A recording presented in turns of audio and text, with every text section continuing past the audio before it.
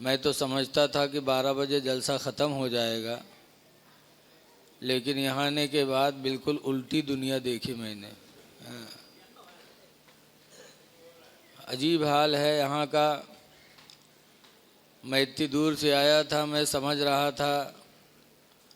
Doctor महराज भाई बता रहे थे कि बहुत मजमा है, सब परेशान हैं। और यहाँ आके देखे के बाद ऐसा लगता है कि हम कहाँ चले आए तकरीर सुनाने, जहाँ कोई सुनने वाला नहीं। वो तो वैसे ही है जैसे एक आदमी लखनऊ का इतर बेचते बेचते बंगाल पहुँच गया। वो बंगाली मछली खाए वाले सड़ी, जब उसने इतर इतर की आवाज़ लगाई तो एक बंगाली निकला, कहा देखिए तुम्हारे इतर कौन मेयर है। जब हाथ फैलाया तो उसके हाथ पे इतर लगाया,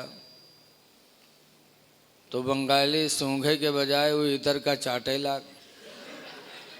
जब चाटिस तो इतर कड़वान, तो कहते तुम्हारा इतर तो ख़राब है, कड़वा रहा है, ले जाओ, अच्छा नहीं है। तो इतर बेचे वाला अपन खोपड़ी पीटेला, कही हाइला हम कहाँ चले आए इतर बेचे। सूंघे वाली चीज़ चाटी तो कड़वाई न तो और का हो। तो उसने नाराज़ हो के इतर की शीशी बक्से में रखा और नाराज़ हो के चल दिया। लखनऊ का ऐसी जगह बेचने से क्या फ़ायदा जहाँ इतर की कदर न हो। जैसे चला वैसे दूसरा बंगाली निकला, कहा भाई क्या बेच रहे हो। कहा कुछ नहीं। कहा नहीं कुछ तो नहीं, नहीं कुछ नहीं बेच रहा हूँ। कहा क्या हुआ भाई। कहा था इतर बेचने, लेकिन बेचूंगा नहीं। कहा क्यों। कहा जहाँ इतर की कदर न हो वहाँ इतर बेचने से क्या फ़ायदा। कहा क्या हुआ। कहा भी एक निकला, कहा देखे तुम्हारा इतर कैसा है। मैंने उसके हाथ में इतर लगाया तो उसने चाट लिया, फिर मुँह बना के कहता है कड़वा रहे तुम्हारा इतर, अच्छा नहीं। कहा वो है बेवकूफ़, हमका लाओ। भात के साथ खाए वाली चीज़ खालिश चाटी तो कड़वाई न तो का हो, हमका ला के दो। तब वो और खोपड़ी पीटे ला, कहे हाल आज हम कहाँ चले आए हैं। वही हाल आज है। मैं तो समझता था मजमा होगा बेहतरीन, लेकिन आधी कुर्सियाँ खाली हो गई। बहरहाल अल्लाह जो करता अच्छा करता है। आए हो नबी की महफिल में, जिस नबी की महफिल में आए हो उस नबी का मर्तबा कितना बुलंद है। अल्लाह ने उनको किस तरह अपनी नेमतों से नवाजा है। हुज़ूर सल्लल्लाहु अलैहि वसल्लम मक्का शरीफ में पैदा हुए और 40 साल के बाद ऐलान नबूवत फरमाया तो कुछ माने और कुछ दुश्मनी किए। 13 साल तक रहे। 13 साल के बाद हिजरत का हुक्म हो गया। हुजूर और हुजूर के दोस्त अबू बकर रज़ी अल्लाह ताला अन्हु जा रहे थे। रास्ते में भूख लगी तो एक झोपड़ी नज़र आई फूस की। वहाँ गए, हुजूर ने खटखटाया। एक बुढ़िया निकली जिसका नाम है उम्मे माबद निकली। हुजूर ने फरमाया बूढ़ी माँ हम लोग भूखे हैं, कुछ खिला दो। बुढ़िया ने कहा कुछ भी नहीं है घर में। तो एक बकरी बंधी थी, तो कहा अगर इजाज़त दो तो इसका दूध दूह के पी ले। तो बुढ़िया ने कहा देख नहीं रहे हो बकरी को जान नहीं है, पेट चिपटे हुए हैं, थन भी चिपके हुए हैं, दूध क्या दूह लोगे। कहा इजाज़त दे दो तो दूह लें। तो बुढ़िया गुस्सा के कहती जा दूह लो। कहती हूँ कि उसको जान नहीं, कहते दूध दूह ले, दूध दूह ले, जाके दूह लो। हुजूर गए और बिस्मिल्लाहिर्रहमानिर्रहीम पढ़ के जो उसके थन में हाथ लगाया तो बकरी आनन फानन तंदुरुस्त हो गई और थन दूध से भर गए।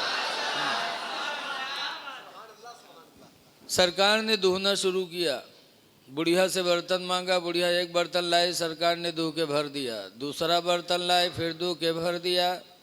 हुजूर मांगते जाते थे, बुढ़िया बर्तन लाते जाती थी और हुजूर दूह दूह के भरते जाते थे। जितने भगोना उगोना रहे सब भर गए के। अब बर्तन ही नहीं बचे कुछ, सारे बर्तन दूध से मेरे नबी ने दूह के भर दिया। जब कोई बर्तन नहीं बचा तो बुढ़िया को दूह के पिलाया, फिर अपने दोस्त हज़रत अबू बकर को पिलाया और ख़ुद पिया और फिर वहाँ से रवाना हो गए। अब यकीन जानो उसी दिन से बकरी ने ऐसा दूध देना शुरू किया कि रोज़ाना उतना दूध देती थी कि उसके घर के सारे बर्तन भर जाते थे। यहाँ तक कि एक हफ्ता नहीं, 2 महीना नहीं, 3 साल नहीं, रवायतों में लिखा है कि वो बकरी इसी तरह मुसलसल 18 बरस तक दूध देती रही। 18 बरस तक दूध देती रही। बुढ़िया दूध बेच बेच के ज़माने की मालवर हो गई, गरीब थी दौलत वाली हो गई। ये मेरे नबी का मौजिज़ा है, जिसको दिया तो माला माल कर दिया। इसीलिए आला हज़रत इमाम अहले सुन्नत रज़ियल्लाहु ताला अन्हु फरमाते हैं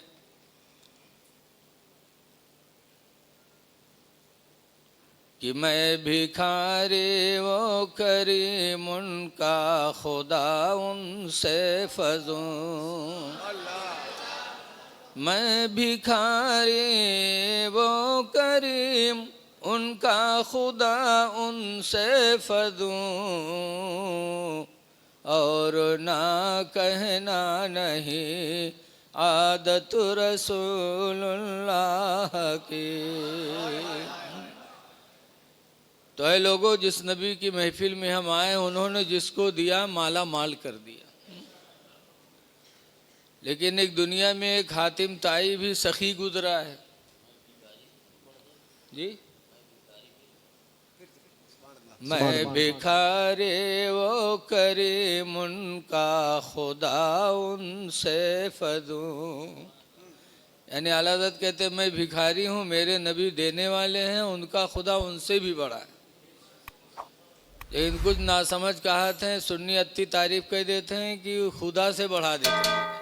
हवाला हजरत देखो क्या कहते हैं, मैं भिखारी वो करीम उनका खुदा उनसे फज़ूं। मैं भिखारी वो करीम उनका खुदा उनसे फज़ूं,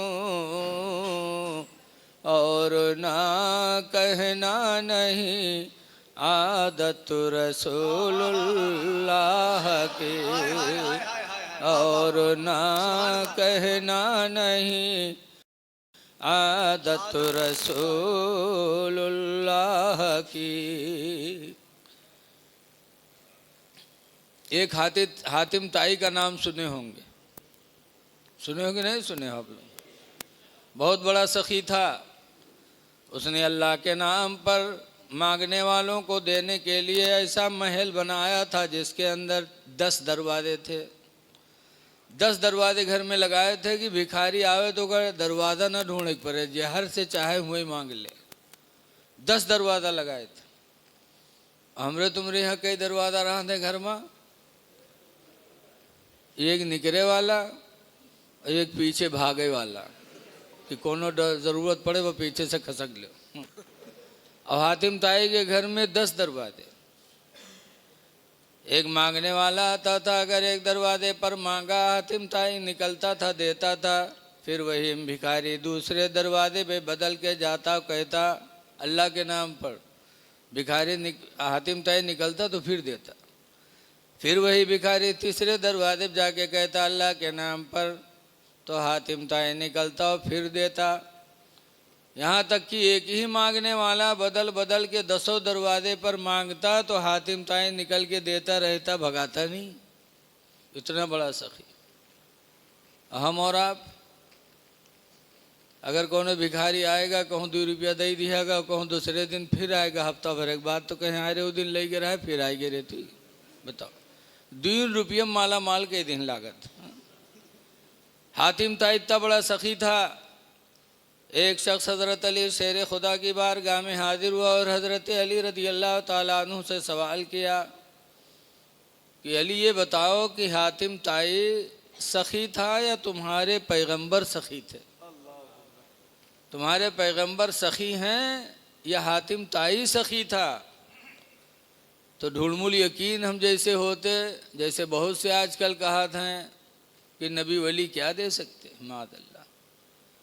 हज़रत अली शेर खुदा का इश्क़ रसूल देखो, फरमाते हैं कि सखी तो मेरे नबी ही हैं, हातिम ताई सखी नहीं था। सखी तो मेरे नबी ही हैं, हातिम ताई सखी नहीं था। कहा क्यों? उसने तो अपने घर में 10 दरवाजे लगवाए थे देने के लिए। हज़रत अली कहते हैं हातिम ताई देता था, लेकिन मांगने वाले की ज़रूरत भर नहीं देता था। अगर उसकी ज़रूरत भर दे देता तो एक दरवाजे से मांगता, फिर दोबारा दरवाजे पे जाने की ज़रूरत न पड़ती। अल्लाह अल्लाह अल्लाह अल्लाह अल्लाह। और दूसरे पे भी दिया तो तीसरे पे जा रहा है, तीसरे पे दिया तो चौथे पे जा रहा है। इसका मतलब जितना उसको चाहिए था उतना हातिम ताई नहीं देता था। और लेकिन मेरे नबी ने जिसको दे दिया तो दोबारा मांगने की ज़रूरत नहीं पड़ी।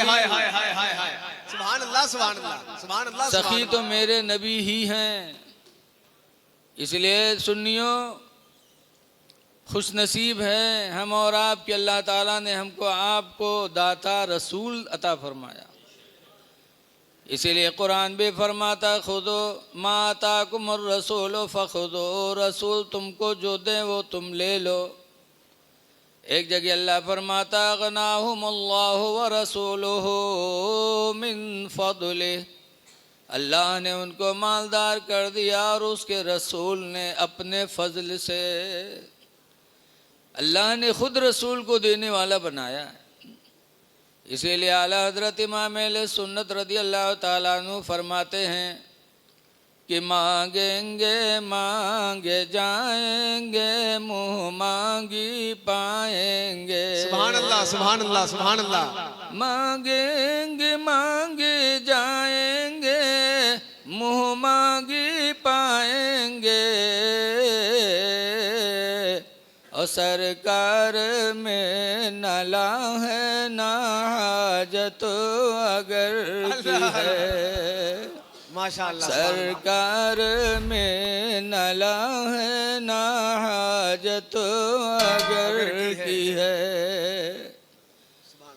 इसलिए हम अपने नसीब पे जितना नाज करें कम है। अल्लाह ताला कुरान करीम में फरमाता या अय्युहल्लज़ीना आमनुत्तकुल्लाह, ईमान वालो तुम अल्लाह से डरो, हक़्क़ तुक़ातिह, जैसा कि उससे डरने का हक़ है। जैसा डरने का हक़ है वैसा उससे डरो। आज हम लोग कहते तो अल्लाह से डरते हैं, लेकिन डरते सहाबा थे। हज़रत सैयदना उमर बिन ख़त्ताब रज़ी अल्लाह ताला अन्हु अल्लाह से डरते थे तो रोया करते थे, और रो करके कहा करते थे या अल्लाह तू मुझे इंसान न बनाता, काश कोई दुनिया का तिनका बना देता, ताकि अज़ाब कब्र, ताकि हिसाब कब्र से मैं बच जाता। और इतना रोए कि जब हज़रत उमर फ़ारूक आज़म रज़ी अल्लाह ताला अन्हु का विसाल हुआ तो आंसू बहने के वजह से उनके रुखसार पे 2 काले काले निशान पड़ गए थे। आंसू बहते बहते, जैसे कहीं पानी बराबर बहता रहता है तो ज़मीन में कई लग जाती है। हज़रत उमर के चेहरे पे आंसू बहते बहते 2 निशान पड़ गए थे। अल्लाह से इतना डरते थे कि ऐ अल्लाह काश मुझे इंसान न बनाता, दुनिया का कोई तिनका बना देता। जबकि हज़रत उमर रज़ी अल्लाह ताला अन्हु की नेकी इतनी थी कि एक मरतबा हुज़ूर सल्लल्लाहु अलैहि वसल्लम अपनी बीवी हज़रत आयशा के रान पे सर रख के लेटे थे। आसमान में तारे जगमगा रहे थे। हुज़ूर की बीवी हज़रत आयशा ने पूछा था या रसूल अल्लाह, या आसमान पे जितने तारे हैं क्या इतनी भी नेकियां किसी के पास हैं? तो हुज़ूर ने फरमाया था हाँ, उतनी नेकियां उम्र फारूक आज़म के पास। हाय हाय हाय हाय हाय सुभान अल्लाह सुभान अल्लाह। अच्छा ये बताओ, अभी मेराज डॉक्टर से पूछा जाए आपके पास कितनी नेकी हैं और कितने गुनाह हैं तो बता पाएंगे? खुद हम भी नहीं बता पाएंगे। आदमी को खुद अपनी नेकी और बदी का पता नहीं, और दूसरी की नेकी बदी का पता। इंसान कभी नेकी करता है छुपा के करता है, लेकिन अल्लाह के रसूल ऐसे गैब जानने वाले नबी हैं कि हज़रत उमर की पूरी ज़िंदगी की नेकियों को नज़रों के सामने रख रहे हैं। फरमाते हैं हाँ, जितने आसमान में तारे हैं उतनी नेकियां उमर बिन खत्ताब के पास हैं। ऐ लोगों, जिनकी नेकियों की गवाही मेरे पैगंबर दें, उनके खौफ खुदा का आलम देखो कि ज़िंदगी भर रोते रहे। और आज हम लोग कब्र से डरते ही नहीं, हम सब बड़े निडर हो गए। बताते हैं कि एक बुढ़वा बीमार हुआ तो के लड़का का घेरे बैठे, अब्बा ई बात अब्बा वो बात। अतने में यहाँ बुढ़वा कहते भैया रे अभी हम बचबे ना, अब मर जेबे। तो लड़कों कहीं तब अब्बा, तो बुढ़वा कहते जो हमका दफनायो तो हमका कफन पुरान कपड़ा के दिहो, पुरान कपड़ा में हमका दफनायो। लड़कों कहें अब्बा यूँ कहाँ हो सकत है कि तुमका पढ़ाई लिखाई जवान की हो, घर बनाए ब्याह की हो, और पुरान कपड़ा में हम लोग तुमका दफनेबे। गाँव वाले कहा कहीं हैं अब्बा? तो बुढ़वा कहते गाँव वाले चक्कर में पड़ के हमका फंसाए दे रे तुम लोग। कहीं का है अब्बा? तो कहते अरे पुरान कपड़ा में लपेट के कब्र में रखो ताकि जब फरिश्ते सवाल करे हैं देखिए कफन पुरान, तो कहे तो बहुत पहले मर चुका है, कहीं हिसाब होएगा होए छोड़ो। तो छोड़ छाड़ चले जाइए और नवा कफन में लपेट के रखिए जो जुड़ते जुड़ जाइए कि न जुटी हैं रे बताओ। ऐसे ऐसे दलाल बुढ़वा पर हैं ढीठ कि जिंदगी भर तो दलाली करवे कि मरे के बाद कब्रों में 420 सोचत कि हुआ यार वाहर कह के निकल ले। लेकिन ये लोगों, अल्लाह फरमाता है कुरान करीम में इन्न बतश रब्बिका लशदीद, बेशक तुम्हारे रब की पकड़ बहुत सख्त है, बहुत सख्त है।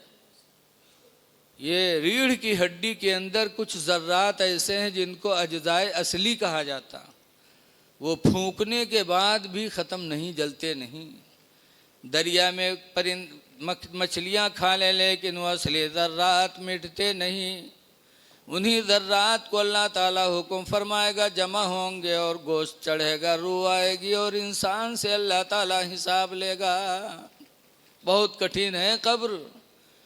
इसीलिए आला हज़रत इमाम अहले सुन्नत रज़ियल्लाहु ताला अन्हु फरमाते हैं या रसूल अल्लाह, खड़े हैं मुनकर नकीर सर पर, न कोई हामी न कोई आवर। खड़े हैं मुनकर नकीर सर पर, न कोई हामी न कोई आवर। और बता दो आकर मेरे पैगंबर के सख्त मुश्किल जवाब में है। अल्लाह अल्लाह अल्लाह। इसलिए लोगों, अल्लाह से डरो, और जो अल्लाह से डरेगा अल्लाह ताला उसके लिए ऐसा रास्ता निकालेगा। अल्लाह कुरान में खुद फरमाता है मन यत्तक़िल्लाह, जो अल्लाह से डरेगा यजअल लहू मखरजा, तो अल्लाह ताला उसके निकलने का कोई न कोई रास्ता बनाएगा। डरो तो कम से कम खुदा से, सच बोलो, तिजारत करो तो सच बोलो, किसी से गुफ्तगू करो तो सच बोलो, फिर सच्चाई की बरकत देखो कैसी मिलती है। एक बुजुर्ग हैं हज़रत शिबली अलैहिर्रहमा, जिनका वास्ता आला हज़रत ने दुआ में दिया, बहरे शिबली शेर हक दुनिया की कुत्तों से बचा, एक का रख अब्द वाहिद बेरिया के वास्ते। वो हज़रत शिबली की दरबार में एक आदमी पहुंचा और कहा हुजूर मेरे खिलाफ थाने में बहुत मुकदमे हैं, पूरी ज़िंदगी गुनाह में गुजरी, पुलिस हर वक्त मेरे पीछे रहती है, मैं घर पे कभी नहीं सोता, इधर उधर पड़ा रहता हूँ, ज़िंदगी मेरी दूभल है। हुजूर क्या अल्लाह मेरे गुनाहों को माफ़ नहीं करेगा? शिबली अलैहिर्रहमा ने कहा था क्यों नहीं, अल्लाह बड़ा मेहरबान है, अल्लाह फरमाता ताइबो मिनज़ ज़ंबी, गुनाह से तौबा करने वाला आदमी कमल्ला ज़ंबला, उस आदमी की तरह हो जाता जिसने कोई गुनाह ही न किया हो। तौबा कर लो।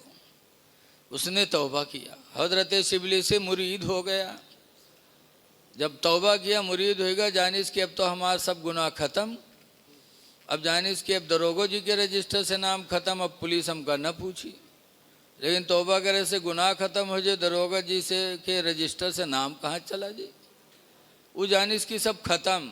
बस तौबा कह के आवा, बड़े आराम से घर में लेटा। कभू घर में नहीं लेटत रहा। और दिन जब लेटा, अल्लाह की मर्जी, उसी दिन पुलिस आ गई, छापा डाल दिया। जब पुलिस ने छापा डाला तो घर से निकल के भगा, पीछे के रास्ते से भगा। तो सोचा कहाँ चले जाएं। फिर सोचा लाओ हजरत शिबली ही के पास चले जाएं, जिनसे मुरीद हुआ हूँ, तौबा किया हूँ। तो रात में दौड़ता हुआ गया हजरत शिबली की खानकाह में। हजरत शिबली ने फरमाया, पहुँचा, कहा हुजूर पुलिस पुलिस। अल्लामा शिबली ने फरमाया बेटा इस कमरे में चला जा। खानकाह का कमरा था, कहा इसमें जा बैठ जा। वो बेचारा चला गया, बड़े सुकून से अंदर बैठा। पुलिस जब घर पे नहीं पाई तो पता लगाते लगाते वहाँ पहुँच गई, शिबली अलैहिर्रहमा की बारगाह में। पुलिस बहुत पकड़ने में माहिर है। वहाँ पहुँच गई, पूछा हजरत यहाँ फला नाम का मुलजिम आया है। हजरत शिबली फरमाते हाँ इसके अंदर बैठा हुआ है। अब उसने कहा या अल्लाह रहम फरमाए, तो बहुत बड़ा गद्दार निकला, अच्छा बिठा के पकड़वा दिया। कहा था बैठ जाओ, फिर बता भी दिया। अल्लाह से उसने रहम का सवाल किया। अल्लाह बड़ा मेहरबान होता है बंदे पर। पुलिस अंदर गई, पुलिस खड़ी देखती रही। वो पुलिस को देखा, लेकिन पुलिस उस चोर को न देख पाई। पुलिस देख के वापस आई, कहा हजरत उसके अंदर वो नहीं है। हजरत ने फरमाया नहीं उसी के अंदर है, जाके देखो तो उसी में बैठा है। जब सुनिस तो फिर कहा था या अल्लाह बचा ले, तो बगैर पकड़वाए नहीं मानेगा, या अल्लाह रहम कर दे। फिर पुलिस दोबारा गई, और दोबारा जाने के बाद फिर देख रही है, वो नज़र नहीं आ रहा, वो बैठा पुलिस को देख रहा है। पुलिस फिर वापस आए और कहती है हजरत बहुत 420 है, आपको भी चकमा दे के निकल गया हो, यहाँ नहीं है। कहा नहीं उसी के अंदर है। कहा ना वो बहुत 420 से निकल गया। जब पुलिस चली गई तब वो कमरे से बाहर आया। अब आने के बाद कहता है ऐसे पीर से बिन पीर बेहतर। कहा हुआ भैया? कहा भैया कहते तुमसे बड़ा दुश्मन दुनिया में हमारा कोई नहीं। कहा क्या किया मैंने? कहा जाओ, तुमने तो पकड़वाने में कोई कसर नहीं बाकी रखी, ये कहो पुलिस हमें देख नहीं पाई। तब हजरत शिबली ने फरमाया था बेटा वो मेरे सच बोलने की बरकत थी। पुलिस ने पूछा था, मैंने सच्ची बोली बोल दी तो सच्चाई की बरकत से अल्लाह ने तुझे पुलिस की निगाहों से छुपा लिया। सुभान अल्लाह सुभान अल्लाह। ऐ बेटा मैंने सच बोला तो सच्चाई की बरकत से तू बच गया। अगर मैं झूठ बोल दिया होता तो खुदा की कसम तू पकड़ा जाता, पुलिस की मार तेरे ऊपर पड़ते और झूठ बोलने की वजह से अज़ाबे जहन्नम में मैं मुब्तला होता। अल्लाह अल्लाह अल्लाह। पता चला जब इंसान सच्ची बोली बोलता है तो अल्लाह ताला उसके लिए कोई ना कोई रास्ता ज़रूर निकाला करता है। इसलिए लोगों अल्लाह से डरो, और जब डरोगे तो इंशाअल्लाह ताला गुनाह हमसे आपसे नहीं होंगे। हज़रत हारून रशीद अलैहिर्रहमा एक दिन जा रहे थे, उनकी बीवी जुबैदा जा रही थी। रास्ते में उनके पीर मिल गए, बहलूले दाना मिट्टी का घर वर बना रहे थे। पूछा हुजूर क्या बना रहे हो? कहा जन्नत। कहा बेचते भी कहाँ? कहा कितने की? कहा 30 रुपये की। जुबैदा ने 30 रुपया दे दिया। मेहरवन के हैं बाबा दही से बड़ी बहुत लगाव होते, जो उन कहते बाबा वो वही जानो ठीक। 30 रुपया लिया और मिट्टी का घरौंदा दे दिया। जुबैदा लाई, बड़े आराम से घर में रखी।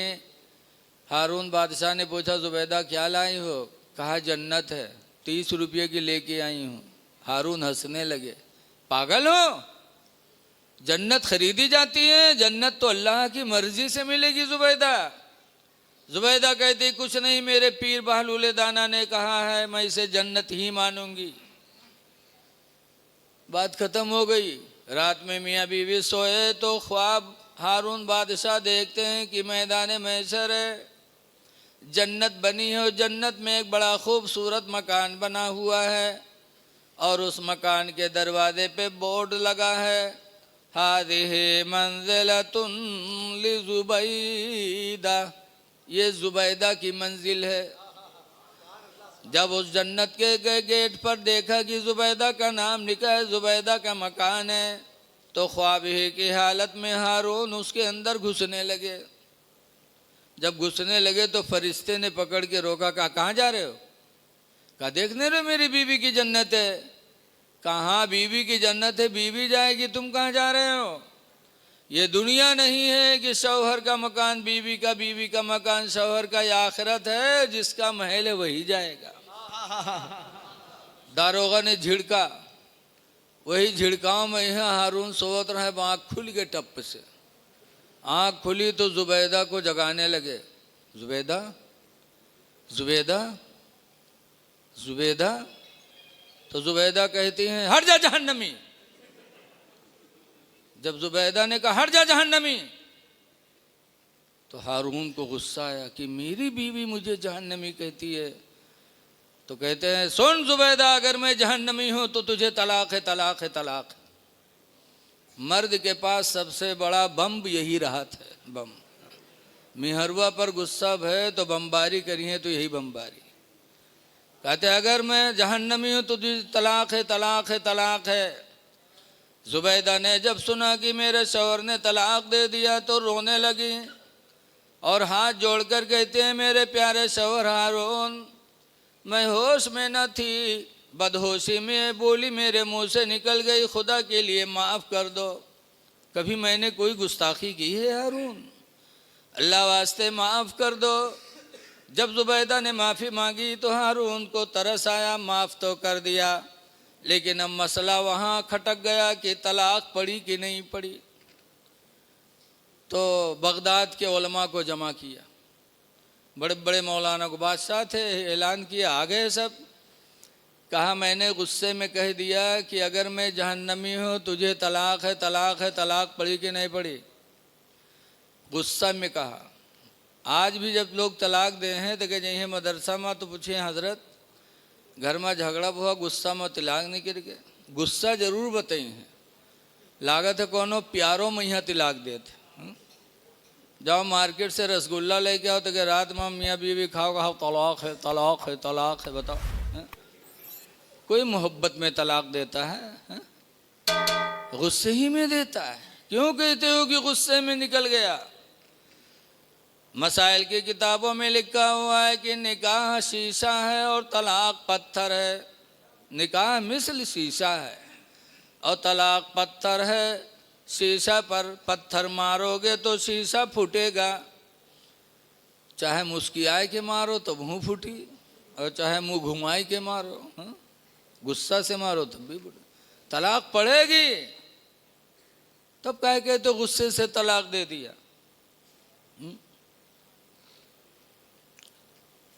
जुबैदा ने जब माफ़ी मांग लिया तो बगदाद के उलमा से हारून ने मसला पूछा कि मैंने कहा अगर मैं जहन्नमी हूँ तो तुझे तलाक है, तलाक है, तलाक है, तलाक पड़ी कि नहीं पड़ी? तो बगदाद के आलिमों ने कहा था हारून, अगर तुमने ऐसे तलाक दिया होता तो हम लोग मसला बता देते, लेकिन तुमने उसमें शर्त लगा दी है कि अगर मैं जहन्नमी हूँ तो तुझे तलाक है, तलाक है, तलाक है। तो अगर जहन्नमी हो तो तलाक पड़ गई और जन्नती हो तो नहीं पड़ी। लेकिन तुम्हारा जन्नती होना जहन्नमी होना हम लोगों को क्या मालूम? अल्लाह किसको जन्नत देगा किसको जहन्नम देगा क्या पता, नहीं बता सकते हम लोग। तो हारून गुस्सा हुआ, कहा रे नजराना तो तुम लोग लेते हो, दावत तुम लोग खाते हो, मसला कौन बताएगा? तब एक नौजवान खड़े हुए, जिनको दाढ़ी नहीं थी, रेखाएं आ रही थी, खड़े हुए। वो कौन थे? आने वाले वक्तों में वो हजरत इमाम शाफई रदी अल्लाह अन्हु बन के चमके। हजरत इमाम शाफी की रेखाएं आ रही थी खड़े हुए। कहे बादशाह इस मसले का जवाब मैं बताऊंगा।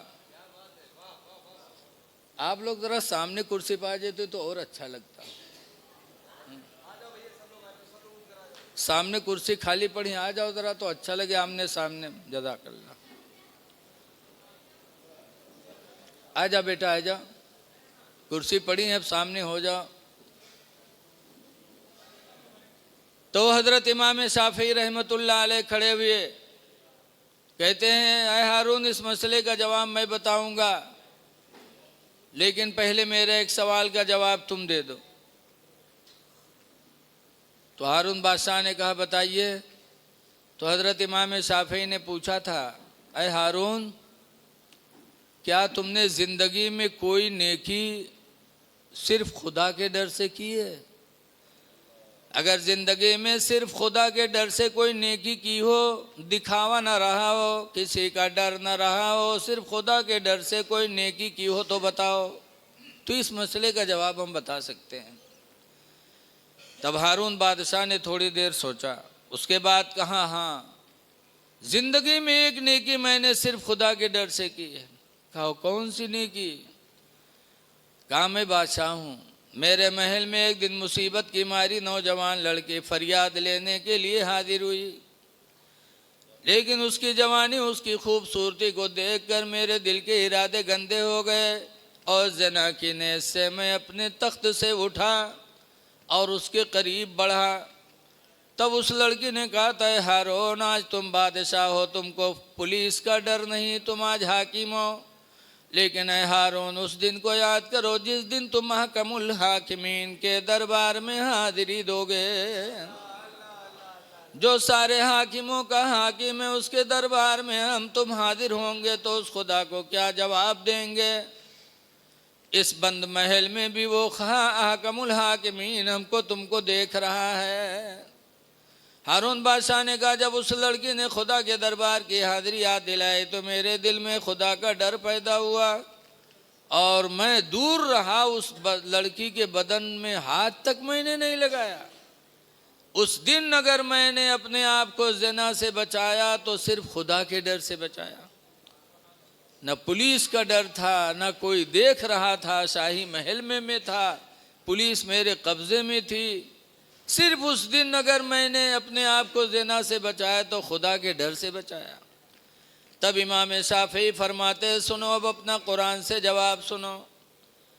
अल्लाह फरमाता फ़अम्मा मन खाफ़ मक़ाम रब्बिही, लेकिन वो लोग जो अपने वो शख्स जो अपने रब के हुजूर में हाजिरी होने से डरा, व नहन नफ्सा अनिल हवा, और अपने नफ्स को ज़िना से रोक लिया, फ़इन्नल जन्नत हियल मावा, पस बेशक उसका ठिकाना जन्नत है। ऐ हारून तुमने अपने नफ्स को ज़िना से रोक लिया खुदा के डर से, तो कुरान कहता है खुदा के डर से ज़िना से अपने आप को बचाने वाला वो जन्नती है, जहन्नमी नहीं है। तुम जन्नती हो, तुम्हारी तलाक़ ज़ुबैदा पे नहीं पड़ी, ज़ुबैदा तुम्हारे निकाह में है, तुम उसके शौहर हो। माशाअल्लाह। पता चला इंसान जब खुदा का डर दिल में रखता है और खौफ खुदा से जब कोई गुनाह से बचता है तो अल्लाह उसका ठिकाना जन्नत बनाता है। माशाअल्लाह। नारे तकबीर, नारे रिसालत, जश्न गौसे आज़म, ज़िक्र गौसे आज़म, उलमाए अहले सुन्नत, हुजूर आरिज़ुल औलिया।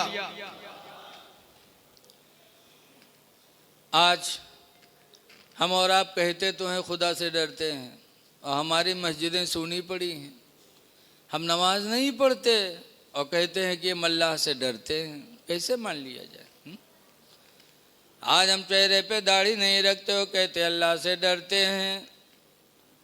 ऐ लोगों, कुरान कहता वला तमूतुन्ना इल्ला व अंतुम मुस्लिमून, हरगिज़ हरगिज़ तुम न मरो मगर मुसलमान बन के मरो। मुसलमान बन के दुनिया से जाओ, मुसलमान की पहचान चेहरे पे पैदा करो। मैंने एक वीडियो देखी थी, एडियो की वीडियो मोबाइल में देखी थी। किसी ने हुजूर मुफ्ती आज़म हिंद अलैहिर्रहमत से पूछा था कि हुजूर दाढ़ी बनवाना कैसा है, तो हजरत ने फरमाया था दाढ़ी बनवाना और मस्जिद गिराना दोनों बराबर है। अरे ये कैसे? तो मुफ्ती आज़म ने फरमाया कि मस्जिद इस्लाम की निशानी है और दाढ़ी भी इस्लाम की निशानी है। जैसे कहीं जाओ मस्जिद किसी बस्ती में देखो तो ये निशानी समझ में आती है कि यहाँ अल्लाह रसूल के मानने वाले हैं, कलमा पढ़ने वाले हैं, मुसलमान हैं। ऐसे चेहरे पे दाढ़ी होती तो देखकर पता चलता कि ये मुसलमान है। ऐ मुसलमानों, अगर अल्लाह और अल्लाह के रसूल से सच्ची मोहब्बत है तो अल्लाह के नबी ने हमसे तुमसे ये फरमाया था, कुस्तुश्शवारिब, मोछों को कतरवा लो, वाफुल्लुहा, और दाढ़ी को बढ़ा लो, वखालिफुल मुशरिकीन, और मुशरिकीन की मुखालिफत करो। याद रखो कि कोई नबी दाढ़ी नहीं बनवाए। हर नबी के चेहरे पे दाढ़ी, हर सहाबी के चेहरे पे दाढ़ी। ना कोई सहाबी दलमुंडा रहा, ना कोई नबी दलमुंडा हुआ।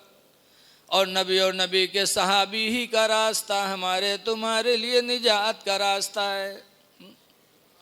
हाँ, सबसे पहले अगर दाढ़ी बनवाई है हुजूर की उम्मत में तो किसने बनवाया? यजीद ने।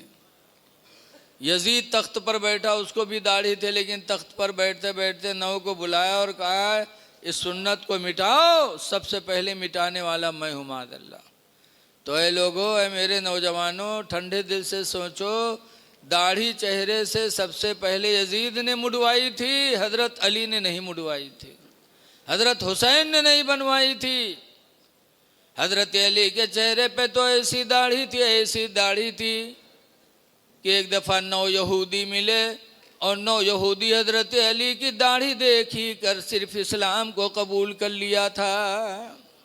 दाढ़ी देखा था यहूदियों ने हजरत अली की, तो उनको ईमान की दौलत मिल गई। और आज हम ईमान की दौलत पाने के बाद दाढ़ी बनवा रहे हैं। लेकिन आज कुछ है मामला गड़बड़, दाढ़ी वाले के जल्दी हाली शादी नहीं होते। बताओ तो, हमरे वहाँ एक आदमी है, वो बेचारे बुढ़ाए गए, दाढ़ी मारे, उनके बिहाव नहीं लाग। आजकल लोग ऐसे हैं भी। एक आदमी की लड़की थी, उनके बिहाव लाग एक लड़का के साथ है। तो बपुआ गवा लड़कवा देखे, जब देखे गवा तो देखे सु दाढ़ी रखा है। तो बपुआ गए तो मुल्ला है हो, का कमाई का खवे, कौन पैंट बूसट वाला ढूंढो। तो पैंट बूसट वाला मिल गया। जब पैंट बूसट वाला मिल गया, शादी की तारीख तय हो गई। तो आप लोग बात ना करो भैया जरा। शादी की तारीख तय हो गई। जब उसका दुल्हा बनावे खातिर नौहावे चले तो उके पैखाना लग गया। आज तो दुल्हा खुदे नहा लेते थे, अगले ज़माने में दुल्हा का नौहावत रहा लोग। जब नौहावे चले तो उके पैखाना लग गया। तो चला गया लेटरिंग में पैखाना करे। जब पैखाना कह के निकला तो नुहरा उठ ही नहीं पावे। जब नहीं उठ पाए तो उसका घसीट के लेके गए डॉक्टर के पास। डॉक्टर साहब से कहें साहब आज के शादी टढ़ाए गवा, उठ ही नहीं पाओ थे। डॉक्टर साहब कहें घबराओ ना, 2 मिनट लागे ठीक हो जी। डॉक्टर साहब ले गए ऑपरेशन रूम में, हो दरवाज़ा बंद की ना, 2 मिनट नहीं लाग दरवाज़ा खोल दी। जब खोलें तो सीधा निकला। लोग पूछें कहा हो डॉक्टर साहब 2 मिनट में ठीक आएगा, कौन बीमारी रहे? तो डॉक्टर साहब कहें कोई बीमारी नहीं, पैंट के बटन बूसट में लगाए लिस रहा है। पैंट के बटन बूसट में, बताओ ऐसे चोंगा परे हैं, पहनी है पैंटे, चाहे आवे चाहे ना हो, कि कहाँ बटन कहाँ लगाए ली। ऐ नौजवानों, चेहरे पे दाढ़ी रखा कर वो लिबास पहन लो जिससे तुम गुलामे नबी माने जाओ। सबसे बड़ी दौलत है नबी की गुलामी। बुखारी शरीफ में एक सहाबी थे हजरत सफ़ीना, अल्लाह की राह में जिहाद के लिए निकले थे। रास्ते में जंगल पड़ा। जैसे हजरत सफ़ीना जंगल में दाखिल हुए, बुखारी की हदीस में है कि जंगल का शेर सामने आ गया। जब शेर सामने आया तो हजरत सफ़ीना ने क्या कहा था? बुखारी शरीफ में उन्होंने कहा था, या अबल हारिस, ए जंगल के शेर, अना मौला रसूलिल्लाह, मैं रसूलुल्लाह का गुलाम हूँ। ये नहीं कहा था मैं हाफिज जी हूँ छोड़ दो, ये नहीं कहा था मैं हाजी साहब हूँ छोड़ दो, ये नहीं कहा था मैं आलिम साहब हूँ छोड़ दो, बल्कि साहबी ने कहा था, अना मौला रसूलिल्लाह, मैं रसूलुल्लाह का गुलाम हूँ।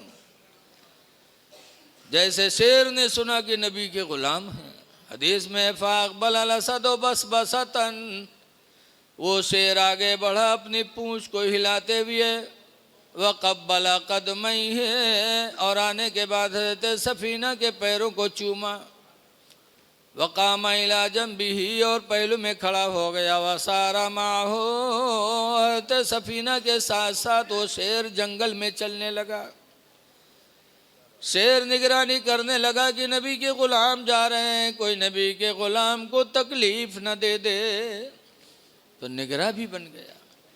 ऐ लोगों, आज भी ग़ुलाम नबी बन के जीने की कोशिश करो, मौत तो आनी ही आनी है, जाओ दुनिया से तो नबी के ग़ुलाम बन के जाओ। खुदा जाने किस वक्त बुलावा आ जाए।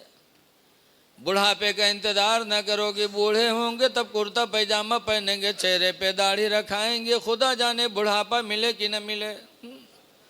जैसे किसी कहने वाले ने कहा है कि कोई गुल बाकी रहेगा ना चमन रह जाएगा, और एक रसूलुल्लाह का दीने हसन रह जाएगा। हम सफीरो बाग में है कोई दम के चह चहे, और बुलबुलें उड़ जाएंगी, सोना चमन रह जाएगा। इसलिए जवानी में खुदा रसूल को राज़ी करने की कोशिश करो और मुसलमान बन के जी लो।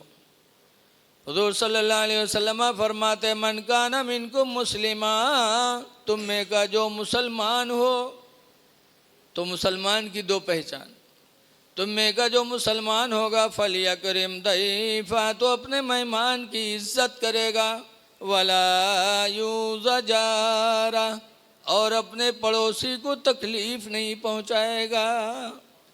मुसलमान की दो पहचान कि जो मुसलमान हो अपने मेहमान की इज्जत करे और पड़ोसी को तकलीफ़ न दे। पड़ोसी चाहे हिंदू हो चाहे मुसलमान हो, ऐ लोगों भाईचारगी पैदा करो। पड़ोसी तुम्हारा चाहे हिंदू चाहे मुसलमान हो, बीमार हो तो उसकी इयादत करने चले जाओ। जब तुम इयादत करने जाओगे तो वहाँ जाओ तो क्या कहो, हदीस पाक में उम्मे सलमा क़ालत क़ाल रसूलुल्लाह, हज़रत उम्मे सलमा से रवायत है, फरमाती अल्लाह के रसूल ने इरशाद फरमाया, इज़ा हदरा अहदुकुमुल मरीज़ा अविल मय्यिता, जब तुम में कोई किसी बीमार के पास जाए या किसी मुर्दे के पास जाए, फल्यकुल खैरा, तो चाहिए कि वहाँ जाकर अच्छी बोली बोले। अच्छी बोली बोले मतलब बीमार के पास जाए तो कहे अल्लाह इसको शिफा दे दे, मुर्दे के पास जाए तो दुआ मांगे अल्लाह इसकी मग़फ़िरत फरमा दे। तो दूर फरमाते हैं, लिअन्नल मलाइकता युअम्मिनून, इसलिए कि फरिश्ते तुम्हारी दुआओं पर आमीन कहा करते हैं। बीमार के पास भी फरिश्ते होते हैं, मुर्दे के पास भी फरिश्ते होते हैं। जब वहाँ पहुँचो तो अच्छी बोलियाँ बोलो, तुम्हारी बोली पर अगर फरिश्तों ने आमीन कह दिया तो तुम्हारे भाई का भला हो जाएगा। तो पड़ोसी बीमार हो, चाहे हिंदू हो चाहे मुसलमान हो, देखने जाओ। भूखा है तो उसे खाना खिला दो, मुसीबत में है तो उसकी मदद कर दो। मुसलमान की पहचान मेरे नबी ने यही बताई है। देखने जाओ, अच्छी बोली बोलो। लेकिन आजकल हम लोग तो बीमार का देखे जाइत नहीं है, और जाओ जाते है तो ये बोली बोला जाता है कि उनके करेजा फाट जाए। जइहे जैसे जात का कहें, हाँ ये तो सुखाए गवा, क्योंकि हाँ ये तो बर्बाद हो गया। तो बताओ कि बीमारी घटी कि बढ़ी है? जैसे लिखते हैं मौलाना अबू नूर बशीर की एक गांव में है एक आदमी बीमार भवा, तो गांव भर का देखे जाए, लेकिन वो गांव में एक बहिरा रहा है तो बहिरा नहीं गा। वो कहे से हम कहा करे जे हम कहीं पे कुछ वो कही कुछ, लेकिन हफ्ता गुजर गया उसका सिलसिला बीमारी का चल ही रहा था, लोग जा रहे थे आ रहे थे। बहिरा सोचिस कि यार गांव भर जात है हम नहीं गए हैं। हमारे पड़ोसी यही सोचे कि देखो बहिरवा नहीं आवा, तो बहिरो बेचारा तैयार होगा। जब बहिरा तैयार हुआ चला तो रास्ते में उसने 3 सवाल सोचा कि जेबे 3 बात पूछबे तो के चले बे। पहले नंबर पर पूछबे कि का हाल है, तो कहबे करी हाँ ठीक है, तो हम कहबे अल्हम्दुलिल्लाह बहुत अच्छी बात है। दूसरी बात पूछेंगे कि खाते क्या हो, तो बीमार लोग सेब अनार मौसमी खात ही यही बताए, तो हम कहबे बहुत अच्छे ग़िज़ा खाते रहो तंदुरुस्त हो जाओगे। तीसरा सवाल करेंगे कि किस डॉक्टर का इलाज चल रहा है, तो किसी अच्छे डॉक्टर का नाम बताएगा तो मैं कहूँगा बहुत अच्छा डॉक्टर, इलाज करते रहो ठीक हो जाओगे। ये सोच के बहिरा हुआ पहुँचा, और जब हुआ पहुँचा और सलाम किया, सलाम करने के बाद पूछा क्या हाल है, तो बेचारा बहुत परेशान रहा है, तो कहे क्या हाल है, मर रहा हूँ और क्या हाल है। जब कहे मर रहा हूँ और क्या हाल है, तो बहिरा कहे अल्हम्दुलिल्लाह बहुत अच्छी बात है। तो गुस्साएगा, कहे ये कौन आदमी आएगा यार, हम कहते मर रहे हैं, कहता बहुत अच्छी बात। लेकिन बहिर से क्या मतलब, फ़ौरन दूसरा सवाल किया कि खाते क्या हो, तो उसने गुस्से में कहा अब जहर खाता हूँ, जहर खाऊंगा और क्या खाऊंगा, मौत के सिवा क्या बाकी है। तो कहा बहुत अच्छी ग़िज़ा खाते रहो तंदुरुस्त हो जाओगे। तीसरा सवाल किया किस डॉक्टर का इलाज चल रहा है, तो कहा गुस्से में कहा मलकुल मौत आएंगे, अब कौन डॉक्टर आएगा, तो कहा बहुत अच्छा डॉक्टर, इलाज करते रहो ठीक हो जाओगे। वो बेचारा देख के आया, सोच रहा था मेरा पड़ोसी खुश हो गया होगा, लेकिन पड़ोसी बिस्तर पे पड़ा तड़प रहा था, या अल्लाह कहाँ का दुश्मन आया जो ज़ख़म में नमक लगा के चला गया। ऐ लोगों, मुसलमान हो तो अपने पड़ोसियों का ख्याल रखो। हज़रत सुल्तान बायज़ीद बुस्तामी के बगल में एक पड़ोसी गैर मुस्लिम था, रात में उसका बच्चा रोने लगा। बायज़ीद बुस्तामी को रहा न गया, रात में उठे और गए उसके दरवाजे पे, दरवाज़ा खटखटाया। पड़ोसी गैर मुस्लिम ने दरवाज़ा खोला। बायज़ीद बुस्तामी फरमाते हैं तुम्हारा बच्चा बहुत देर से रो रहा है, क्या तकलीफ़ है। तब उस गैर मुस्लिम ने कहा था बायज़ीद इतनी गरीबी आ गई, इतनी गरीबी आ गई कि आज घर में चिराग जलाने का तेल नहीं है, अंधेरा पड़ा है, अंधेरे की वजह से मेरा बच्चा उलझन में रो रहा है। बायज़ीद बुस्तामी ने जब सुना तो रात की तारीकी में अपने घर में गए और घर में जा कर के अपने चिराग में तेल डालकर और गैर मुस्लिम के घर में लाके चिराग को जला दिया। जब रोशनी हुई लड़का रोता हुआ चुप हो गया। तब उस गैर मुस्लिम ने अपनी बीवी से कहा था ऐ मेरे बीवी देखो मुसलमान कितने रहम दिल होते हैं कि मेरे बच्चे का रोना इनको गवारा न हुआ, रात की तारीख में आकर खैरियत पूछे, फिर अपने घर से चिराग जला करके मेरे घर को लाके रोशन कर दिया। ऐ मेरी बीवी जब बायज़ीद के चिराग की रोशनी घर में आ गई तो बेहतर है कि इस्लाम की रोशनी को भी दिल में जलाया जाए। फ़ौरन गैर मुस्लिम ने कलमा पढ़ा तो उसने कलमा पढ़ा तो उसके घर के लोगों ने कलमा पढ़ करके इस्लाम को कबूल कर लिया। ऐ लोगों, हमारे बुजुर्गों ने हिंदू मुस्लिम नहीं देखा बल्कि इंसानियत देखी है। इंसानियत के लिहाज से एक दूसरे की मदद करो, एक दूसरे के काम आओ। 4 दिन की ज़िंदगी अल्लाह ने दी है, नमाज़ों की पाबंदी कर लो। सबसे बेहतरीन तोहफ़ा बारगाह मौला में नमाज है। आज हमारी नमाज़ें छूट रही हैं और हमको एहसास तक नहीं है, और हम या अली की सदा भी बुलंद करते हैं। हज़रत अली ने कभी नमाज छोड़ी है? एक मरतबा हज़रत अली साहबा में बैठे थे, उनके रान पे हुजूर सर रख के लेट गए, सो गए। असर पड़ी नहीं थी, हज़रत अली सूरज डूबने लगा तो हज़रत अली का इम्तिहान होने लगा कि एक तरफ नमाज है, एक तरफ नबी की मोहब्बत है। अगर जगाता हूँ तो नमाज तकलीफ हुजूर को होती है, नहीं जगाता हूँ नमाज जा रही है। दो चीज़ों का मुकाबला हुआ तो हज़रत अली शेर खुदा रज़ी अल्लाह ताला अन्हु के बारे में लिखा है। हज़रत अली शेर खुदा रज़ी अल्लाह ताला अन्हु के सामने दो चीज़ें थीं, लेकिन मोहब्बत रसूल को नमाज पे तरजीह दिया और हुजूर को जगाया नहीं।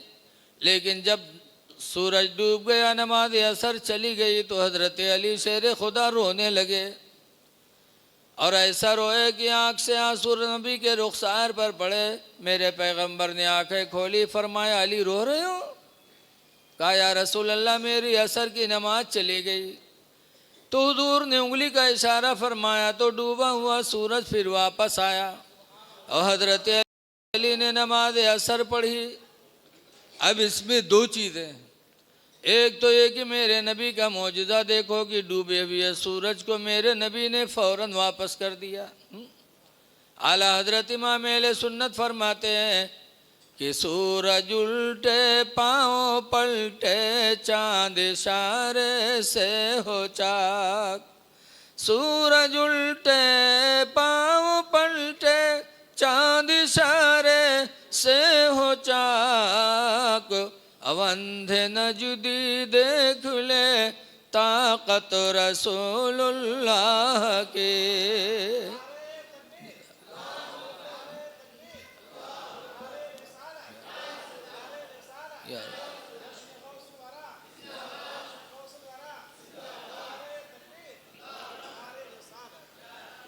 एक तो ये, और दूसरा ये कि हज़रत अली की एक नमाज छुटी थी तो रोए थे और आपकी पांचों टाइम जा रही है और चेहरे पे कोई असर नहीं, और या अली भी है। ये झूठे हैं कि नहीं झूठे हैं? अगर अली से मोहब्बत होती तो हमारी नमाज न छूटती। अली की एक नमाज छुटी थी तो रोए थे और हम अली के मानने वाले हैं, पांचों टाइम नमाज जा रही है और हमें एहसास तक नहीं है। ऐ लोगों, नमाजों की पाबंदी करो। नमाज बड़ी हमारे तुम्हारे लिए बहुत बड़ी हथियार है। आज हम रात में सोते हैं तो जान माल का ख़तरा रहता है कि कोई आकर के माल न लेके चला जाए, कोई जान लेके न चला जाए। लेकिन नमाज ईशा पढ़ के सो, हदीस पाक में है कि अल्लाह ताला तुम्हारे जानो माल की हिफाजत के लिए आसमान के फरिश्तों को नाजिल करेगा। जानो माल की हिफाजत के लिए फरिश्ते आते हैं। बसरा एक शहर, वहाँ एक औरत रहती थी राबिया। एक दिन राबिया अपने घर में सो रही थी। राबिया के घर वाले कहीं रिश्तेदारी में गए थे, चोर को पता चल गया तो उसी रात राबिया के घर में चोर घुसा। माल तलाश किया, तलाश करने के बाद चादर में बांधा और गठरी सर पे रखी और राबिया के घर से निकलने लगा। जब राबिया के घर से निकलने लगा चोर तो उसकी आंखों की रोशनी चली गई, अंधा हो गया। राबिया सो रही हैं, उठा के गठरी फेंका और कहा या अल्लाह मैं तौबा करता हूँ, कभी चोरी नहीं करूँगा, परवरदिगार आँखों की रोशनी वापस कर दे। अल्लाह बड़ा मेहरबान है, रोशनी वापस कर दे। जब देखे लाग तो ठाड़ फिर सोचे कि भी राबिया जागी नहीं है, ला उठाए ली कहूँ बेर बेर थोरो हुई, फिर उठाए ली गठरिया और फिर उठा के सर पे रखा, निकलने लगा, फिर अंधा हो गया। फिर गठरी फेंकी, फिर तौबा किया तो अल्लाह ने आंखों का नूर फिर वापस किया। फिर चोर ने कहा था या अल्लाह ज़िंदगी गुजर गई, बड़े बड़े घरों में मैंने डाका डाला, ऐसी मुसीबत कभी नहीं आई। आज इस घर में तन्हा एक औरत है, चोरी करने पर मुझे कुदरत क्यों नहीं मिलती? तो कहीं भी आवाज़ आई मेरे बंदे तूने बड़े बड़े घरों में डाका डाला होगा लेकिन राबिया के घर में डाका नहीं डाल सकता, इसलिए कि राबिया नमाज ईशा पढ़ के सोई है। तो नमाज ईशा की बरकत से मेरे फरिश्ते उसके जानो माल की हिफाजत का पहरा लगा रहे हैं। जिस घर में मेरे फरिश्तों का पहरा होगा उस घर में तू चोरी कैसे कर सकता? इसलिए लोगों, जानो माल की हिफाजत चाहते हो तो नमाजों की पाबंदी करो। और देखो, आज हम और आप जाते हैं दुआ करवाने, अपने पीर के पास जाते हैं, दरगाहों में जाते हैं, दुआ करवाने के लिए जाना चाहिए, जाना बेहतर है, लेकिन कोई गारंटी नहीं दिया है मेरे नबी ने कि दुआ कबूल ही हो जाएगी। लेकिन 3 आस्ताने ऐसे हैं जहाँ पर दुआ करो तो मेरे पैगंबर ने गारंटी लिया है कि अल्लाह तुम्हारी दुआओं को कबूल कर लेगा। वो 3 कहाँ हैं? नंबर 1 पर हुज़ूर फरमाते हैं, माँ बाप की दुआ औलाद के हक़ में अल्लाह ताला कभी ठुकराता नहीं है। माँ बाप जब औलाद के लिए दुआ मांगते हैं, माँ बाप चाहे जैसे हों, लेकिन जब वो माँ बाप खुश दिली से अपने औलाद के लिए दुआ मांगते हैं तो अल्लाह ताला माँ बाप की दुआ को कभी रद्द नहीं करता। इसलिए लोगों अपने माँ बाप को राज़ी करने की कोशिश करो। ये जब राज़ी हो जाएंगे और दिल से दुआ दे देंगे तो अल्लाह ताला इनकी दुआ को ज़रूर कबूल करेगा, मेरे नबी ने फरमाया। तारीख़ें बहुत हैं, टाइम नहीं कि बताया जाए। तो माँ बाप को राज़ी करो, सबसे बड़े पीर तुम्हारे माँ बाप हैं। इसीलिए हुज़ूर से पूछा गया था, अल्लाह के रसूल माँ बाप क्या हैं? तो सरकार ने फरमाया था, हुमा जन्नतुका व हुमा नारुका, वो दोनों तुम्हारे लिए जहन्नम है और वो दोनों तुम्हारे लिए जन्नत भी है। माँ बाप राज़ी तो जन्नत तुम्हारी, माँ बाप नाराज़ तो जहन्नम तुम्हारी। इसलिए लोगों 4 दिन की ज़िंदगी अल्लाह ने दिया है, माँ बाप को खुश करने की कोशिश करो। आज मौलाना की तादीम करते हो, पीर साहब की तादीम करते हो, लेकिन अपने माँ बाप की तादीम करते हो? अल्लाह कुरान करीम में साफ साफ फरमाता, वख़फ़िद लहुमा जनाहज़्ज़ुल्लि मिनर रहमा, ऐ मेरे बंदे उन दोनों के लिए तो अपने बाजुओं को रहम दिले से झुका लिया कर। जब माँ को देख, बाप को देख तो अल्लाह फरमाता, वख़फ़िद लहुमा जनाह, उन दोनों के लिए बाजू को झुका ले, ज़ुल्ली अदब करते हुए, मिनर रहमा दिल में रहम पैदा करते हुए। इसलिए नौजवानों माँ बाप की तादीम करो, माँ बाप को देखो तो खड़े हो जाओ। लेकिन आज देखा जाता है कि लड़का प्रधान बनेगा तो लड़का कुर्सी डारे बैठे, बप्पा बुढ़ू पानी लाए ढोए ढोए पब्लिक का पियावत, चाय बप्पा से मंगावत है, प्रधनवा बैठ है। बताइए, कुरान कहता है उनके लिए बाजू झुका दो। लड़का मौलाना बन गया तो मौलाना के दोस्त आए तो मौलाना बैठे हैं अपने दोस्तन के साथ, अब्बा से कहते अब्बा तनी घर में से चाय ले आओ, अब्बा तनी पानी ले आओ। अरे तुम चाहे मौलाना बन जाओ, वली बन जाओ, लेकिन तुम्हारा दर्जा माँ बाप से कम ही है, माँ बाप से दर्जा तुम्हारा बड़ा नहीं हो सकता। रसूलुल्लाह सल्लल्लाहु अलैहि वसल्लम ने हज़रत मुआज़ इब्ने जबल को यमन का गवर्नर बनाया था। क्या बनाया था? यमन का गवर्नर बनाया था। गवर्नर बनाने के बाद मेरे नबी ने चंद बातों की वसीयत की थी। उन्हीं चंद बातों में एक बात मेरे नबी ने यह भी कहा था, मुआज़ गवर्नर हो गए हो लेकिन सुन लो, ला तउक़्क़न्न वालिदैक, हरगिज़ हरगिज़ तुम अपने माँ बाप की नाफरमानी न करना। वही नमरा का तखरुज मिन अहलिका व मालिका, अगर तुमको हुक्म दे देंगे घर से निकल जाओ तो निकल जाना, अगर हुक्म दे दें कि बीवी को तलाक दे दो तो तलाक दे देना, लेकिन माँ बाप की नाफरमानी न करना। ये मेरे नबी ने मुआज़ इब्ने जबल से फरमाया था। इसलिए लोगों माँ बाप की ताज़ीम करो, माँ बाप की फर्मा बरदारी करो। हज़रत उमर फ़ारूक आज़म रज़ी अल्लाह ताला अन्हु अपनी बहू से तकलीफ़ में रहते थे, तो अपने बेटे अब्दुल्ला की शिकायत हुजूर के पास लेके गए। कहने लगे, अल्लाह के रसूल, ये मेरा बेटा अब्दुल्ला है, इसकी बीवी मुझे तकलीफ़ पहुंचाती रहती है, मैं इसे कहता हूँ तलाक दे दो, तलाक नहीं देता। तो हुजूर ने फरमाया, तल्लिक़ इम्राअतका, अय अब्दुल्ला तू अपनी बीवी को तलाक दे दे। मेरे नबी ने जब फरमाया तो अब्दुल्ला ने तलाक दे दिया। पता चला कि जो बीवी माँ बाप, जो बीवी सास ससुर को तकलीफ़ दे वो बीवी निकाह में रखने के लायक नहीं है। इतना दर्जा माँ बाप का बुलंद है। इसलिए लोगों नमाज़ों की पाबंदी करो, माँ बाप की खिदमत करो। बस आखिरी बात कह के मैं अपनी तकरीर ख़त्म कर रहा हूँ। देखो आज हमारे तुम्हारे वालिदैन दुनिया से जाते हैं, आखिरी टाइम कुछ कह देते हैं तो हम लोग ज़िंदगी भर याद रखते हैं कि अब्बा यह कह के गए थे। बोलो, और हुजूर क्या कह के गए थे? हुजूर की बीवी हज़रत आयशा रदी अल्लाह ताला अन्हा कहती हैं कि आखिरी वक्त हुजूर का जब था, बीमार थे, तो हुजूर मेरे रान पे सर रख के लेटे थे या मेरी गोद में थे। मेरे सीने के पास सरकार का सर मुबारक था, मेरा सहारा लगाए सरकार बैठे थे और सरकार के सामने तसले में पानी भरा था।